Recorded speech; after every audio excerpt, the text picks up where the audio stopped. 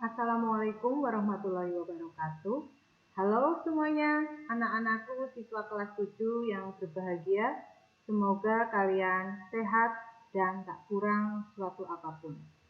Jangan lupa untuk selalu tetap di rumah dan jaga jarak ya.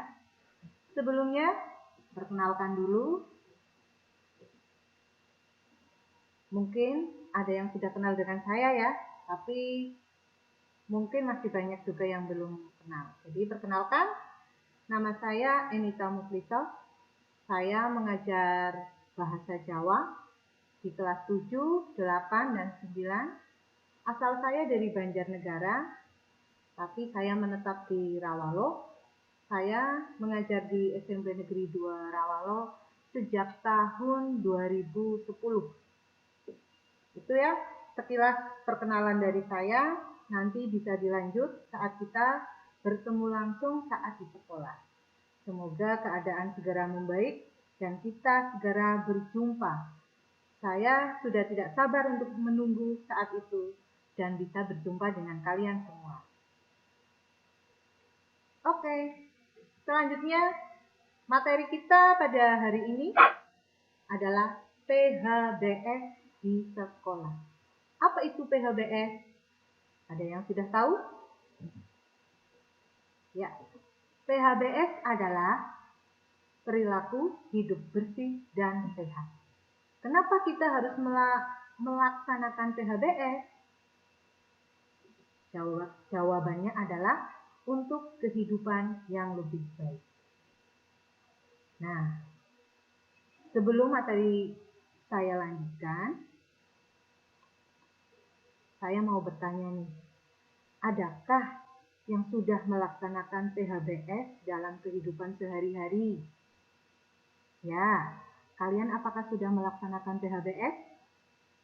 Kalau sudah, itu bagus. Kalau belum, jangan khawatir, masih belum terlambat untuk melaksanakannya. Nanti di bawah ini, setelah ini akan saya sampaikan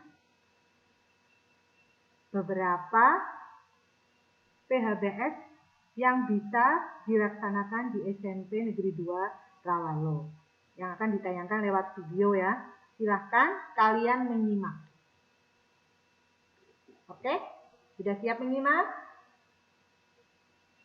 Selamat menyaksikan.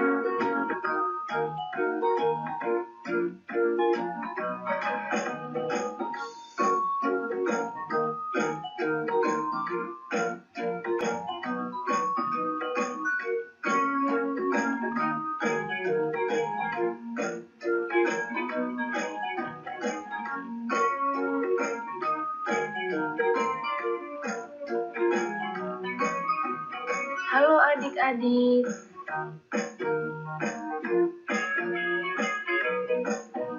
Apakah kamu termasuk murid yang melakukan PHBS?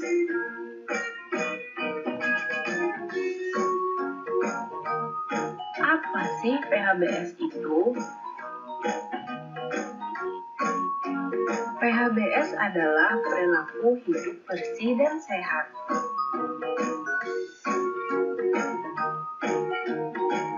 Kenapa kita harus melakukan PHBS? Manfaat melakukan PHBS adalah dapat meningkatkan kesehatan, mencegah penyakit, dan menjadikan lingkungan sehat. Ada 8 indikator PHBS di sekolah. Indikator yang pertama, mencuci tangan dengan air yang mengalir dan memakai sabun. Manfaat mencuci tangan adalah untuk membunuh kuman dan bakteri penyebab penyakit. Penyakit yang timbul akibat tidak mencuci tangan adalah diare, cacingan, dan tipes. Kapan harus mencuci tangan?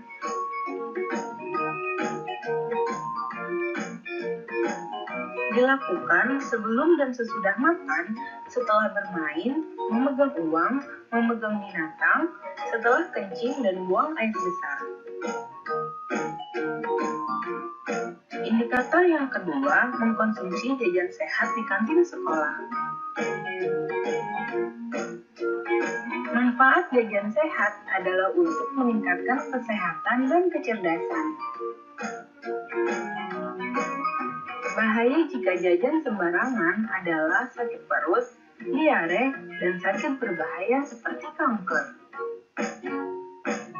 Ingat, beli makanan di tempat yang bersih, jauh dari tempat sampah, dan warna makanan tidak mencolok. Indikator yang ketiga, menggunakan jamban yang bersih dan sehat. Kenapa buang air kecil dan buang air besar harus dijamban?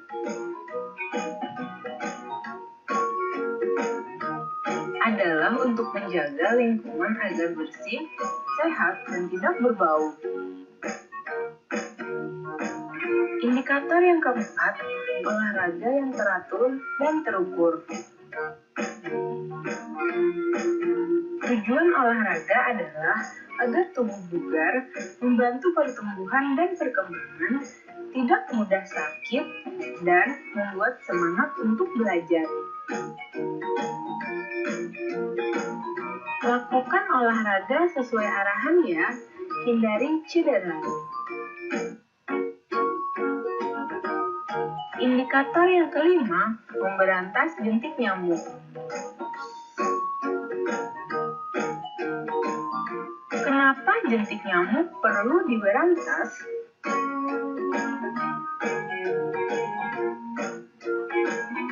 Gigitan nyamuk menyebabkan penyakit DBD atau demam berdarah dengue, malaria, dan kaki gajah. Cara memberantas jentik nyamuk. Jentik nyamuk diberantas dengan melakukan 3M+, menguras tempat penampungan air, menutup tempat penampungan air, mengubur barang bekas, plus menghindari gigitan nyamuk. Indikator yang keenam, tidak merokok di sekolah.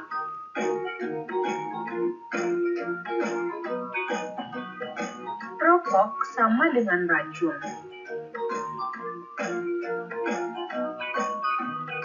Merokok sangat berbahaya dan dapat menyebabkan kematian.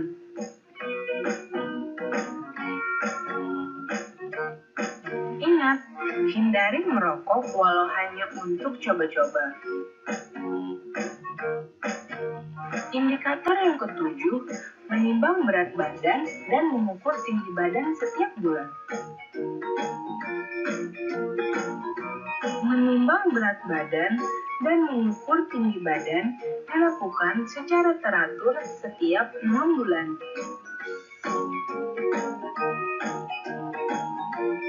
Manfaatnya adalah untuk mengetahui pertumbuhan dan perkembangan serta status gizi. Hasil berat badan dan tinggi badan akan dicatat di kartu menuju sehat atau KMS. Indikator yang ke-8, membuang sampah pada tempatnya. Sampah merupakan sarang kuman dan bakteri. Jenis-jenis sampah yaitu sampah organik, sampah anorganik, dan sampah B3. Sampah anorganik atau sampah kering adalah sampah yang tidak mudah membusuk seperti botol, plastik, kaca, dan kertas.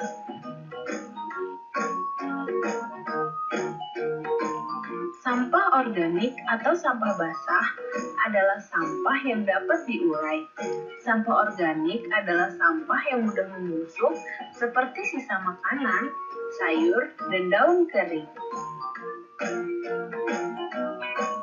Sampah B3 atau sampah bahan berbahaya dan beracun. Sampah B3 merupakan sampah berbahaya, misalnya sampah dari limbah rumah sakit dan pabrik. Ingat 3R, Reuse mengurangi sesuatu yang menyebabkan tumbuhnya sampah. Reuse menggunakan kembali sampah yang masih dapat digunakan. Recycle atau daur ulang memanfaatkan kembali sampah setelah diolah. Ingat, jangan buang sampah sembarangan. Selalu buang sampah pada tempatnya. Ayo, ber-PHBS. Hidup sehat dimulai dari saya.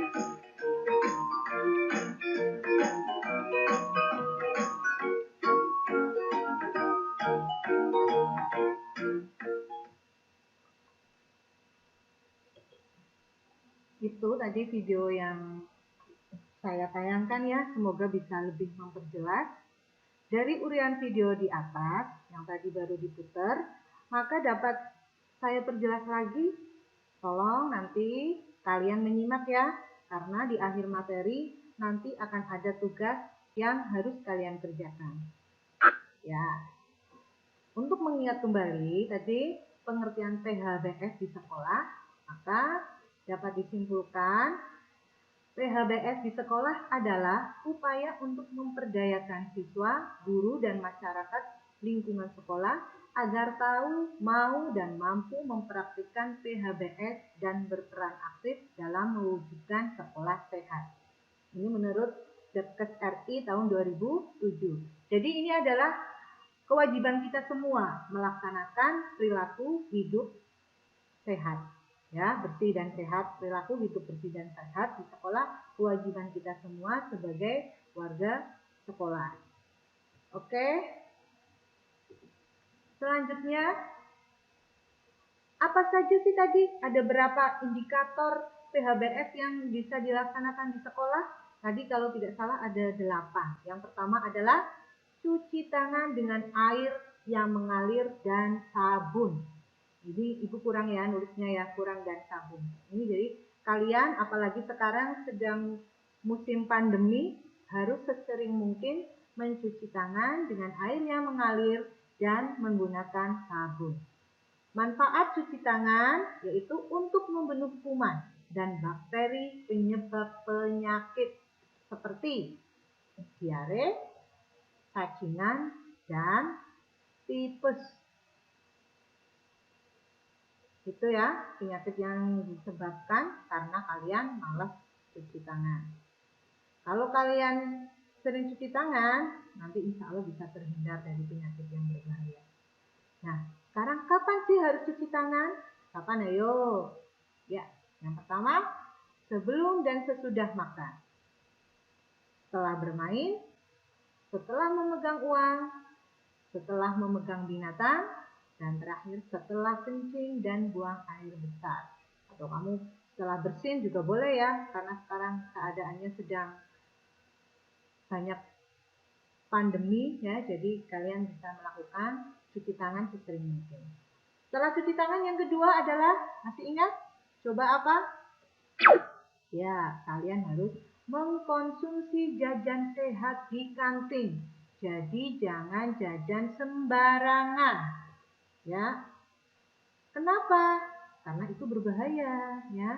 Jadi kalian harus selalu pilih-pilih jajan kalian, pilih-pilih makanan yang sehat. Manfaat jajan sehat antara lain meningkatkan kesehatan dan kecerdasan. Wow, kalau kita sehat, makanannya juga sehat kan otomatis kita jadi sehat. Nanti kecerdasannya kita juga akan meningkat. Ya.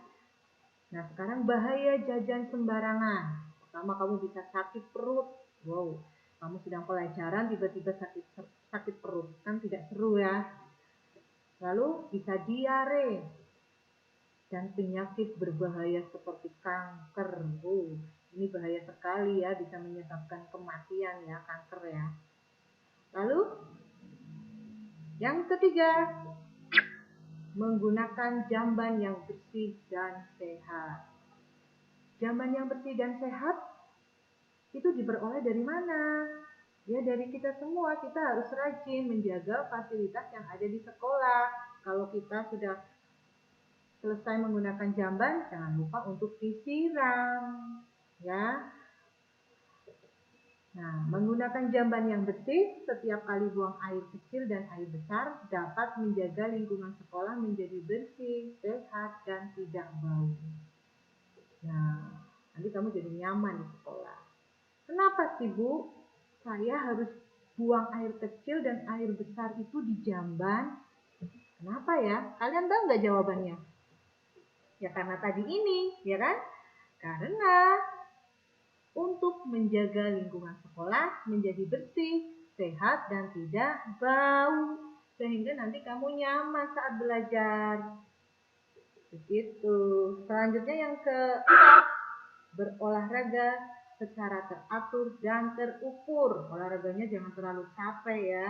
Olahraga itu macam-macam, ada sepak bola, apalah pokoknya yang bisa kamu lakukan sendiri karena sekarang ini keadaannya sedang seperti ini. Jadi usahakan kamu cari olahraga yang bisa dilakukan di rumah, yang tidak terlalu banyak orang. Ya, kenapa sih harus berolahraga? Ya, berolahraga itu biar badan kita tetap sehat dengan minimal 3 kali dalam seminggu. Manfaatnya apa saja saat kita melaksanakan olahraga? Yang pertama, memelihara kesehatan fisik dan mental. Yang kedua, meningkatkan kebugaran tubuh. Selanjutnya, tubuh tetap sehat dan tidak mudah sakit. Dan membuat semangat belajar. Ini yang penting. Kalau kamu sakit, pasti jangankan belajar ya. Untuk makan saja itu kalau sakit pasti tidak enak, tidak mau. Apalagi saat kamu sedang sakit disuruh belajar, pasti tambah tidak bersemangat. Jadi tetap jaga kesehatan ya. Selanjutnya, yang kelima, memberantas jentik nyamuk. Dimanapun kamu berada, di rumah, di sekolah, itu kamu harus memberantas jentik nyamuk. Dengan cara apa ya? Dengan cara yang mudah kamu bisa menguras tempat penampungan air yang ada di sekolah seperti bak yang ada di WC, ya kan? Itu kan bisa dikuras bersama-sama setiap hari kamu bisa membersihkannya. Kalau sudah tidak pakai bisa ditutup lagi. Dan embernya kan biasanya ada tutupnya. Itu tutupnya tidak untuk bermain, tapi untuk menutup tempat penampungan air. Biar tidak dijadikan sarang nyamuk. Kalau ada botol-botol bekas yang bekas jajan kalian atau plastik, ditaruh di tempat sampah dan ditutup kembali juga. Lalu mengubur barang-barang bekas. Barang-barang bekas itu dikubur ya, biar tidak dijadikan sarang nyamuk. Dan terakhir, menghindari gigitan nyamuk. Kamu bisa pakai lotion atau bisa pakai pakaian yang tertutup ya untuk menghindari gigitan nyamuk. Nah, kenapa jentik nyamuk perlu diberantas? Ya, karena dapat menyebabkan penyakit. Kalian tahu penyakit yang bisa disebabkan oleh gigitan nyamuk? Ada yang tahu? Ya, yang pertama, demam berdarah. Ini berbahaya sekali. Selanjutnya masih ada lagi ya, selain demam berdarah apa lagi? Iya betul, malaria. Ada malaria, terus ini yang menakutkan sekali adalah penyakit kaki gajah. Itu disebabkan oleh gigitan nyamuk. Jadi kalian harus sebisa mungkin untuk selalu menghindari gigitan nyamuk dan memberantas sarang nyamuk. Begitu ya. Yang selanjutnya yang keenam adalah tidak merokok di sekolah. Rokok adalah racun. Racun kenapa harus dikonsumsi, ya kan? Itu namanya bunuh diri. Merokok itu bisa menyebabkan kematian. Tidak boleh kalian merokok. Ini bahkan kalau kamu ketahuan merokok di sekolah, bisa disanksi. Dapat poin ini sama guru BK, ya. Jadi tidak boleh merokok. Sama sekali tidak boleh. Dilarang. Rokok itu membunuhmu. Ya, bahaya karena rokok mengandung kurang lebih itu 4.000 bahan kimia berbahaya.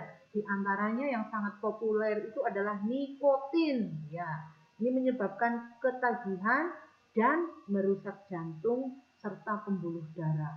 Wow, kalau jantung kamu berhenti berdetak, itu otomatis kamu bisa meninggal dunia. Yang selanjutnya adalah PAR, menyebabkan penyakit paru-paru dan kanker. Mengerikan ini, penyakit-penyakit mengerikan itu disebabkan oleh rokok juga ternyata. Dan CO itu menyebabkan berkurangnya kemampuan darah membawa oksigen sehingga sel-sel tubuh akan mati. Ini bukan hanya paru-paru ya, tapi sel-selnya, seluruh sel-sel tubuh akan mati. Mengerikan sekali. Jadi stop merokok, jangan merokok, ya. Selanjutnya yang ke-7 adalah nih, mungkin kalian jarang melakukan ya, mulai sekarang bisa dilaksanakan, yaitu menimbang berat badan dan mengukur tinggi badan setiap bulan. Maaf, ini mengukurnya kurang huruf N ibu nulisnya ya. Mengukur tinggi badan setiap bulan. Ya. Kenapa? Ya, untuk mengetahui keadaan kalian. Siswa itu harus ditimbang berat badannya dan diukur tinggi badannya setiap minimal itu 6 bulan agar diketahui tingkat pertumbuhannya. Ya. Manfaatnya apa? Menimbang berat badan dan mengukur tinggi badan. Tentu saja manfaatnya kamu bisa mengetahui pertumbuhan dan perkembangan kamu. Ada yang terganggu atau tidak, apakah baik-baik saja atau ada masalah, gitu. Terus kamu juga bisa mengetahui status gizi kalian baik, apa yang kurang, apakah saya termasuk yang kekurangan gizi. Nah, jangan dikira orang yang gendut itu nggak kekurangan gizi ya. Maksudnya bisa saja ada satu zat gizi yang tidak tercukupi, jadi harus diketahui. Nanti hasilnya akan dicatat di kartu menuju sehat atau KMS, gitu ya. Selanjutnya yang terakhir yang ke-8 ini yang susah sekali ya kalian terapkan, itu adalah membuang sampah ke tempat sampah yang terpilah. Maksudnya terpilah apa Bu? Disesuaikan sampahnya. Kan sampah kan ada macam-macam, ya kan? Nah, nanti kamu sesuaikan sampah yang kering dibuang di tempat sampah yang kering atau sebaliknya. Sampah itu merupakan sarang kuman dan bakteri. Ini sampah, tadi sudah Ibu sampaikan, itu ada 3, ada anorganik atau sampah kering. Adalah sampah yang tidak mudah membusuk seperti plastik, botol, kertas, kaca, itu tidak mudah membusuk. Jadi bisa didaur ulang atau mungkin bisa dikubur, ya, atau bisa dimanfaatkan untuk yang lainnya. Selanjutnya adalah yang kedua, sampah organik atau basah adalah sampah yang mudah diurai, dapat membusuk seperti sisa makanan, sayur, dan daun kering. Selanjutnya sampah B3 atau sampah beracun. Ini berbahaya dan mengandung racun. Itu sampah yang dari limbah rumah sakit dan pabrik, ya. Oke, itu tadi ya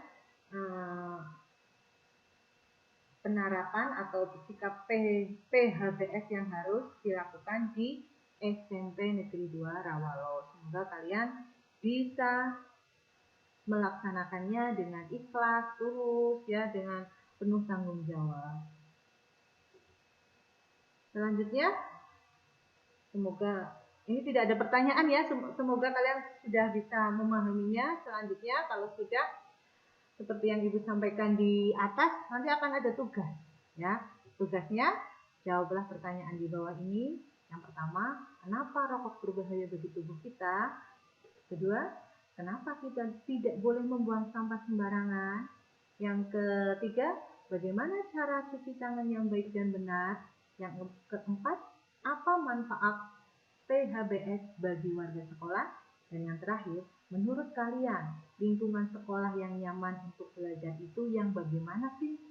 Nah, nanti tugas kalian bisa kalian tulis jawabannya di kertas yang telah diberi identitas. Identitas ya, nama lengkap, kelas, dan nomor absen. Lalu foto jawaban kalian dan kirim melalui Messenger atas nama Enita Muslisop. Ingat ya, ditunggu jawaban kalian, atau mungkin mau diketik juga boleh. Ya, diketik langsung juga boleh, tulis tangan juga boleh. Yang mudah saja buat kalian apa.